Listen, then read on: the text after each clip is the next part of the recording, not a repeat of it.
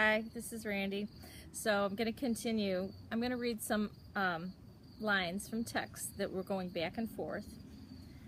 It started off by the new wife of the narcissist contacting Mary this morning and waking her up to this to this text on her phone. She says, on LinkedIn, you can see who has checked your profile. My husband got notification that you were viewing his information. He took a screenshot and laughed that you care enough to look him up. You told me you loved him and he breaks hearts. Actually, as his wife, I realize how rough it must be to know that you had him and let him go. Amazing man who loves and provides for anything and everything I could ever need. We are married. Stalk as much as you like. I'm Mrs. Blank, and that won't change. Letting you know so your heart can stop wanting something it simply can't have. Thanks. Okay, so Mary responds, I did not look him up. He still loves to make women jealous and crazy. So, did Mary really look at his LinkedIn profile? She says no, but really, what if she did? So what? What if she looked at his LinkedIn stupid profile? Who cares? That's not enough to shake any kind of a secure relationship. These people just got married within the last few days, according to our information. Okay, so the current wife says, yes, you did look at his LinkedIn. And the narcissist actually screenshotted Mary looking at his LinkedIn and texted it to his wife. I mean, why do that? Obviously, he's at work and she's at home, and he wants her to get all riled up today. He wants her to have a really bad day. So the new wife says, yes, you did. And then Mary says, he's sick and so are you. Okay, so I'm not supporting all of the things that Mary said, but the thing is, you're caught off guard. You don't expect to be getting this kind of text after like months and months have gone by, and you kind of react, unfortunately. Okay, so let's see. Now the wife says, you are actually crazy. I didn't let him use me for sex. No, wait, I don't know who's saying this now. Yeah. It's the wife. You are actually crazy. I didn't let him use me for sex. You did. Who's the sick one? Okay, so put down, he used you for sex.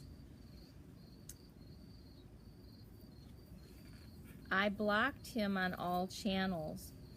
Okay, this is Mary. I blocked him on all channels, but he must get quite an ego boost telling you so that you can go crazy. He's still sick. He's been triangulating women for years. Good luck with that sick jerk. So the wife says, but you texted him on his birthday. He must not have been a sick jerk then. So the wife's insisting, no, you still do. You're still in love with him. I know you are. You texted him on his birthday. Yes, she did text him on his birthday, but she didn't text him any nice things. She texted him some things that were saying, like, teasing him about, like, being an old man. So, yeah. She failed. She broke no contact. She did text him on his birthday. And, you know, that was her mistake. But the reaction to these little transgressions are blown out of proportion.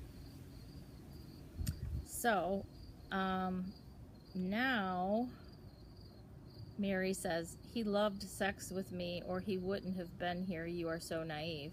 Oh, she shouldn't have said that.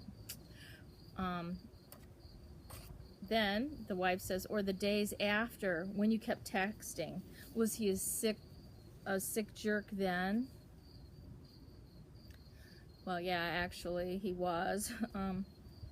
So Mary says, anyone who drives their current girlfriend crazy enough to send dirty pictures is sick, unless you're just as ill as he is.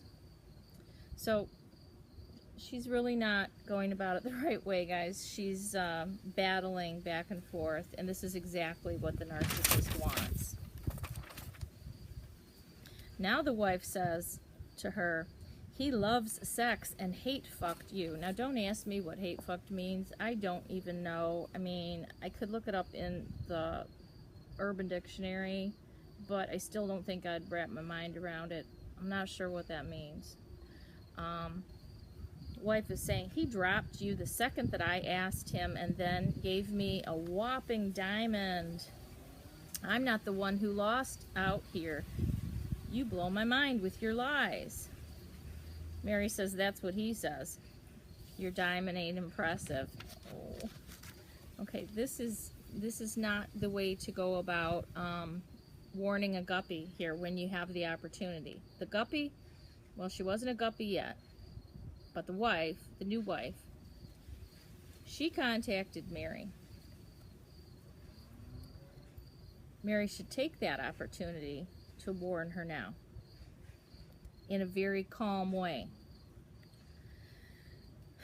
Mary says, I've known him since 2007. You only know his lies. Good luck. I don't care. He's been married before. It's no big deal to him. Wife says, anyone crazy enough to keep texting someone else's man is sick. I'm not the enemy. I'll take the 5 carats on my married hand, the $30,000 car he wrote a check for, the support and love enough to have me stay at home in a beautiful house with a boat in the back. Mary says, I didn't lose here, and the person who can't keep her story straight is you. Again, you call him. You texted him a month ago. Oh, wait. This is the wife. Yeah, I didn't lose, and the person who can't keep her story straight is you. Again, you call him. You texted him a month ago. You're obsessed. You're not fooling anyone. I have what you wanted, and you're mad. Good luck finding what you gave up. You're so manipulative. Talking to you is pointless, as he has pointed out to me. Of course, he's pointed out that. Why are you even talking about an ex-girlfriend that is doing nothing but maybe calling and hanging up, looking at a LinkedIn profile, and what was the other thing she did? Texted him on his birthday saying that he's old. Again, there's insecurity in this new relationship, and it's very, very obvious, and I'm not promoting what Mary's done, but that's what we call breaking no contact. Mary says, but his money doesn't matter. All those things won't keep his crazy side from coming out. And I could care less about boats, cars, or rings. I have peace of mind and you won't. You really are unlikable. It's hard to feel sorry for you. Mary says, I'm not obsessed. You're obsessed with me.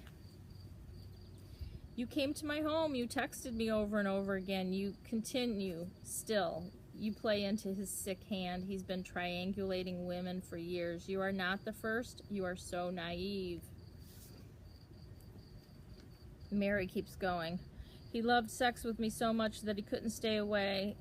If he wants to call it hate fucking, then it was mind-blowing hate fucking then. So be it.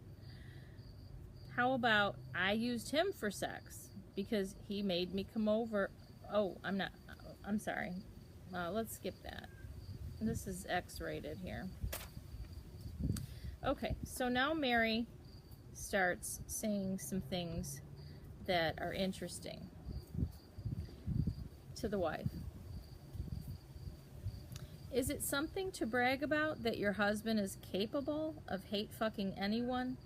Now, whatever that means. What he can do to one woman, he can do to any woman. Totally agree with that statement. She says, just stop, you're the ass of the jokes. And then they go on and talk about some other woman, and this wife knows about another woman that he had recently. I mean, why does she know all this stuff? Mary says, he's doing this to trigger you and cause a love triangle again. Even if I did view him, who cares? He is bad for your mental health. He's doing this to trigger you and cause a love triangle. He started this. You are his flying monkey and abuser by proxy. Look it up if you don't know what that is. Okay, so she's giving the woman a hint about narcissism, and she's using some language that might cause curiosity in this woman to look it up. Not that she's going to come out of her denial, but it might plant a seed so that later on, when things go sour, maybe sooner, more than later, she'll think back to what was said and maybe what she learned on the internet if she's willing to look up what some of these terms mean.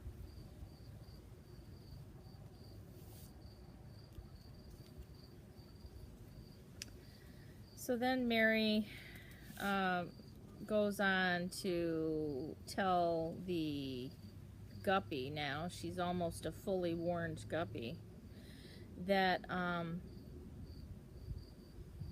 he's had threesomes, and did he tell you about that? And of course the new wife sticks up for her narcissist husband and says to stop slamming him, and tells Mary to dig deeper and think more about herself and take care. Yeah, all of this is so sarcastic. Mary says that he hates women, and the new wife agrees. She says, I know, he does hate women. Okay, wow. Apparently she doesn't think that's a problem. Mary says, I'm glad you recognize that he hates women. You are one of them. You won't change him. He's deeply disturbed. All the material things you are about to pay for dearly. You have already given up your career. Next will be your peace of mind, then your health. I'm a cancer survivor. He stressed me out so much my health was in shambles. You have made a poor decision, but you will find that out on your own.